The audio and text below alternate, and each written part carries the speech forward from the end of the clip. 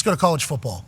A headline while we were on vacation was that a head coach somewhere went and took an offensive coordinator position at another school in the same conference. Huge headline. Massive. What the hell's going on? Especially because the coach that did it is one that is very successful, very well known, and in our particular program, a man who is very cerebral. Yes. Ladies and gentlemen, joining us now, offense coordinator for the Ohio State Buckeyes, a man who was mentioned in Jason Kelsey's retirement speech for changing football in the NFL forever, Chip Kelly. Yeah, Coach. How you doing, Coach? What's up, Pat? How are you? I'm going to be honest. I was in Hawaii, okay? I think I had, I think it was like 2 to 3 espresso martinis, okay? I had a couple of these little gummy things that just lighten moods, okay? I had a few of those. I was looking out at the ocean. My daughter was there. Wife was there. We're having a good time. Had the phone. I pick up the phone. Chip Kelly is now offense coordinator at Ohio State. Thought I was getting got, okay? I think that's how a lot of people felt. Yesterday, whenever you did your press conference, it was like the first time we really got to hear from you. I think you explained it in a manner that I assume people will understand, but it's like you just wanted to get back to coaching ball instead of everything else. Is that the right read, or what do you think really was the reasoning to this particular move that made massive headlines everywhere in football? Not just college ball, but like football everywhere, because NFL obviously respects you as well. No, I mean, I say it all the time, but the best part of football is football. And as the game has changed at the collegiate level, and we talked about that, I think the head coaching role has turned a lot more into being a CEO than a coach.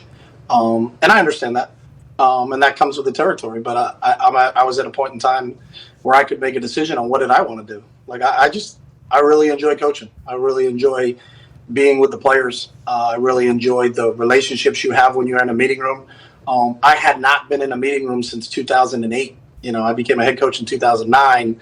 As the head coach, you visit the meeting rooms. You're in there. But as you know, AJ, the head coach isn't in the linebacker meeting. You know, he may poke his head in there and see how everybody's doing. But I got a chance to coach the quarterbacks in our bowl game because our quarterback coach is a great football coach, left to be the offensive coordinator at Oregon State. So I coached the quarterbacks, and I was in the meeting room daily for 2 weeks leading up to our bowl game against Boise State, and almost forgot about how much fun that part of it is, you know. And as I thought about it, you know, when I was at a point where I could say, here's an opportunity to go be a coach again, not a CEO. So it would have taken a real special place to get me to leave UCLA because I love the players there. I love the coaching staff we have there. We had a great situation. But the opportunity to come here and just coach football and not have to do the things that a head coach is asked to do now in college football appealed to me. Hey, congratulations on chasing fulfillment, you know, and happiness. Not a lot of people do that, man, especially in your profession. You know that. Go ahead, AJ. Coach, I know you've only been on campus not too long, but you guys have had at least a couple spring practices already. What's it been like getting out there and, you know, exploring your new role and obviously the whole new team, trying to learn everybody's name and figure out where everything is? Where's the bathroom? Where's my meeting room? Like, how's that whole situation been? Where's the plunger? Well, yeah, we know, Chip. Especially that Ohio food.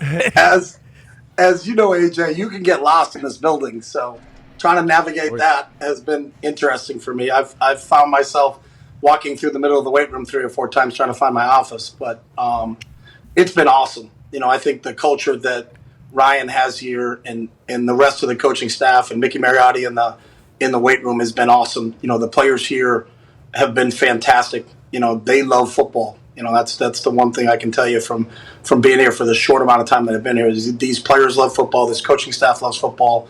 And you know what it's like being in Ohio.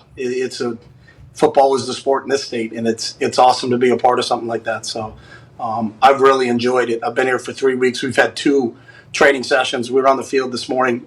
We were on the field Tuesday morning. So we've gotten 2 in so far, and it's been awesome. It's feel good putting together plans and for the actual practices and scripts and everything like that. I assume you're that part. We were just watching practice tape when you guys called. So I just I've been able to do football like 8-9 hours a day. So the fact that you can do that, and I've seen Ryan get pulled out of the meeting, and I got to go to this, I got to go to that.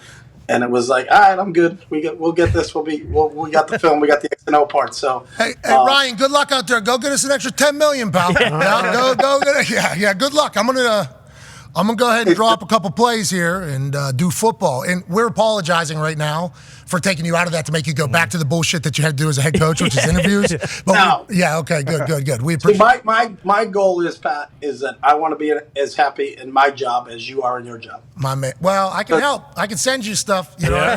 No, I'm good. Okay, Chip. All right, you got it. No, I enjoy what I do, man. I'm very lucky to do what I do, and I know the fact that you chase that is cool, because I assume, and this is just me being a doofus that talks about sports that has gone through my own self-journey, I think you're probably going to perform the best you've ever performed too. Like, if you know what I mean? Like, I think that's probably going to be the case.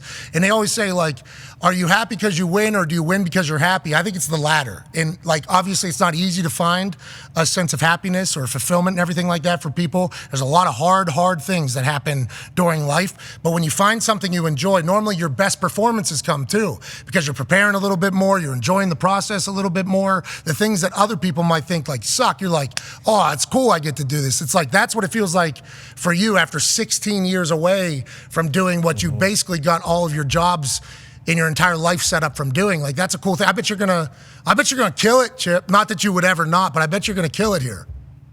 That's the hope. I mean, and we talk about all the time, if you love the process will love you back. So the fact that you understand what your role is, how you fit in, and just embrace that, you know, and it's liberating in a way where you're like, hey, this is what I have to do. And you know the parameters. And the one thing about being here is there's so many other good people in place that you don't have to do more than just your role. You know, I got to coach quarterbacks and work with the offense. But, you know, when you look over in practice and there's Larry Johnson and there's James Laurinaitis and there's Jimmy Knowles and there's Tim Walton, you know, you look at those coaches on the defensive side, you're like, wow. And then you get a chance to work with Brian Hartline every day and Justin Fry and Tony Alford and Keenan Bailey. It's, you know, everybody has a role, and it's going back to being a good team. I think when everybody on a team understands what their role is, you don't have to do more than your role. As Coach Belichick says, just do your job. Yeah. I'm excited just to do my job, and I don't need to do anything else. I don't need to do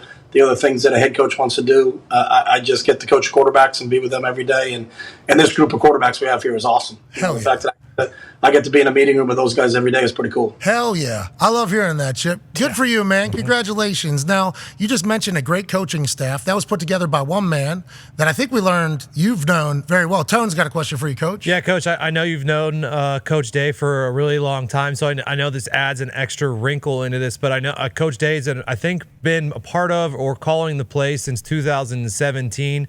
Then obviously you mentioned Coach Hartline, who was the offensive coordinator last year there. And then now I think you and him are listed as co-OCs, and obviously Ryan being an offensive coach.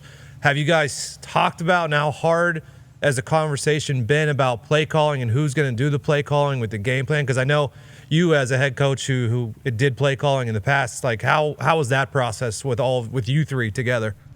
Yeah, simple. I said it the other day. I'll call all the good plays, and Ryan will bear the brunt of all the bad plays. Hey, that's a head coaching job. You signed. Hey. That's what you have to do as a head coach, right, Pat? Amen. All right, Chip, get back to the film study. We can't thank you enough for taking time, brother. All right, guys, appreciate it. AJ, we got to get you over soon. Yeah, I'm going to come watch practice. I'm going to bring some of my kids over there, Coach. Yeah, I'd love to see you. We had Joey Galloway here today, and Bobby Carpenter's been around. I thought every day. There's a bunch of guys. Bobby Carpenter.